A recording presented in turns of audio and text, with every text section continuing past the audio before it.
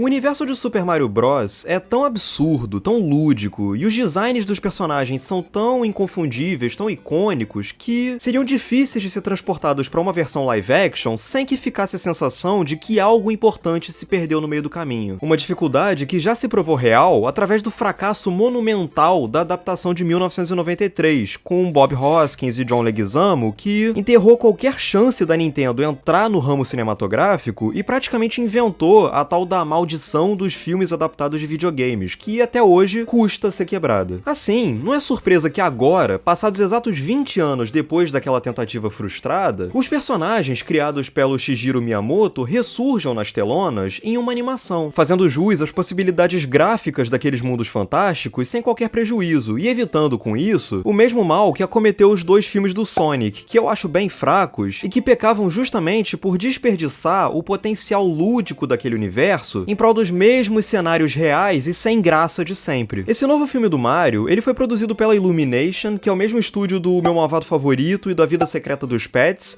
e ele narra uma trama tão simples quanto a do game que o inspirou. Enquanto os irmãos Mario e Luigi vivem tentando estabelecer uma carreira regular como encanadores, porém se frustrando cada vez mais, em outro mundo, o tirânico Bowser, rei das tartaruguinhas Koopas, reúne o seu exército em busca da Super Estrela, um artefato mágico que vai lhe trazer poder suficiente para conquistar todos os demais universos e principalmente para pedir a mão da princesa Peach em casamento. No entanto, depois que algo faz o Luigi e o Mario irem parar nas dimensões paralelas do Bowser e da Peach, os dois encanadores se descobrem capazes de se unir à princesa e contribuir com a derrota do vilão e, por consequência, com a salvação de todos os mundos. É uma premissa bobinha e simplória, de fato, mas que o roteiro do estreante Matthew Fogel faz funcionar ao amarrar cada etapa diferente da história de forma eficiente, costurando uma estrutura coesa que consegue incorporar as diferentes fases dos jogos de maneira orgânica e estabelecendo claramente o propósito narrativo de cada uma delas e o que leva uma situação à outra sem que elas soem aleatórias ou episódicas. E com isso, a gente consegue entender bem por que num momento os heróis vão ter que ir na fortaleza do Donkey Kong e mais tarde pilotar karts na pista do arco-íris, encadeando cada passagem com uma lógica que vai além do mero fanservice. Da mesma forma, as pequenas brincadeiras que o filme faz ao prenunciar certos detalhes da narrativa funcionam e se mostram inspiradas por fugirem do óbvio. Nunca me passou pela cabeça, por exemplo, que o Mario poderia detestar cogumelos a ponto de tirar um por um do espaguete que ele vai jantar. E o filme se sai igualmente bem ao reservar certos elementos emblemáticos e, portanto, inevitáveis dos jogos para os momentos em que eles vão caber na trama. Os uniformes táticos de gatinho ou de raposa, os cogumelos que o Mario tem que ingerir para ganhar superpoderes, o balaço preto gigantesco que é guardado pro clímax e por aí vai. Dito isso, o que realmente torna esse filme do Mario bem sucedido não é só o fato dele conseguir incluir no roteiro aspectos narrativos do jogo, mas principalmente o fato dele conseguir traduzir em uma narrativa essencialmente fílmica as mesmas sensações que a gente tinha quando a gente jogava o game, mas sem que a falta, a ausência da nossa interatividade se torne um problema, como aconteceu naquela adaptação horrorosa de Assassin's Creed, por exemplo. Os diretores Aaron Horvath e Michael Jelenic investem numa abordagem visual sempre ágil, dinâmica e que leva o espectador a experimentar um senso de desafio e atividade que remete àquele que ele teria numa jogatina, algo que já é prenunciado logo no primeiro ato, quando o protagonista, solitário no quarto, aparece jogando um Atari, ou seja, pelo jeito, o passatempo favorito do Mario envolve justamente a mídia na qual ele foi criado, numa sacada bacana por parte do longa. Há exemplos mais pontuais dessa estratégia no filme, por exemplo, tem um momento ali em que o Mario e o Luigi saem correndo pelas ruas de uma cidade e atravessam um monte de obstáculos e todo esse ato é registrado num longo traveling que acompanha eles de lado, um traveling simétrico que recria a visão de rolagem lateral ou side-scroller dos jogos. Mas além desses exemplos mais pontuais, a estratégia também se aplica à própria decisão de retratar boa parte das lutas, perseguições e corridas pelos cenários em planos longos e movimentados que remetem ao fato de que numa gameplay, a ação naturalmente ocorre de maneira fluida e sem cortes. E além disso, é interessante notar que à medida que a narrativa avança, as diferenças diferentes fases que compõem ela vão se tornando cada vez mais grandiosas e mais desafiadoras, aludindo ainda mais à ideia de fases de um videogame. Ao mesmo tempo, todos os momentos que de alguma forma remetem a algum elemento dos jogos, seja uma referência, ou algum conceito, ou alguma aparição de algo ou alguém que a gente já conhece, esses momentos são enfocados pela dupla de diretores com uma naturalidade surpreendente, soando como aspectos que fazem parte da dinâmica própria do filme, em vez de serem simplesmente registrados através de uma pausa solene para que os fãs identifiquem aquilo e possam aplaudir efusivamente. Quando em certo instante um figurante se senta num banco e com isso faz do lado dele uma tartaruguinha ficar ricocheteando de um lado para outro, parando apenas quando esse cara que se sentou toca em cima do casco dela,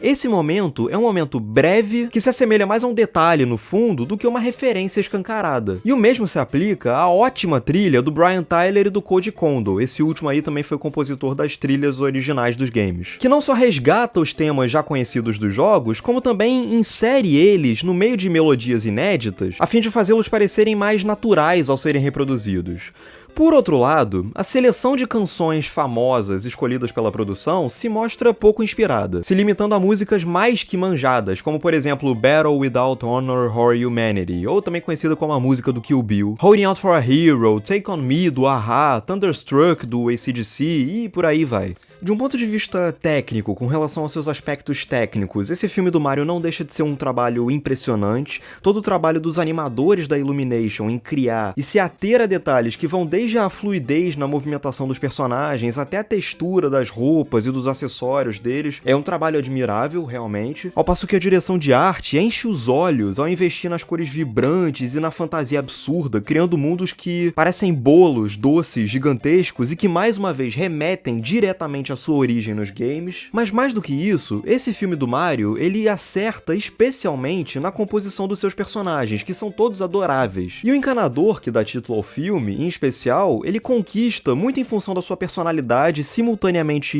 heróica e vulnerável. Ele não parece uma figura heróica, imponente, nem de longe, mas isso não torna ele atrapalhado, medroso ou reverente demais. Só que é uma pena, por outro lado, que o roteiro decida relegar o Luigi a segundo plano, aliás, minto, a terceiro plano, durante a maior parte da projeção, com isso desperdiçando o carisma daquele personagem e interrompendo a ótima química que aqueles dois irmãos mantinham lá no princípio. Mas e se o Toad e o Donkey Kong conquistam muito em função do humor das suas respectivas personalidades, no caso do segundo, no caso do gorilão, por conta das suas limitações, a Princesa Peach, ela se revela uma muito bem-vinda atualização do conceito da princesa em apuros, se transformando numa heroína forte e independente que o filme não enxerga de maneira cínica e nem se sente obrigado a transformar em mero par romântico do herói, do Mario. E por último, o Bowser provoca alguma das melhores risadas do filme ao se apresentar não como um ser apenas megalomaníaco, mas como uma figura amorosamente insegura e patética que, caso parasse de tentar conquistar ou dominar o mundo, poderia se dar muito bem na carreira de coach misógino de internet. Pois no fim das contas, essa nova adaptação de Super Mario Bros. Pro cinema é um filme que, embora ele se atropele sim um pouquinho do meio pro final, na sua metade final, na segunda metade da projeção, o filme fica dando voltas no mesmo lugar e se complicando um pouquinho mais do que o necessário, o que não deixa de ser culpa, em parte, justamente dessa velocidade que a narrativa adota ao atirar os seus conceitos e os seus easter eggs, mas ainda assim, é uma aventurinha bastante divertida e eficiente que eu não me espantaria caso viesse a se tornar o modelo ideal de adaptações dos games pro cinema. Afinal, se isso acontecesse, caso venha acontecer,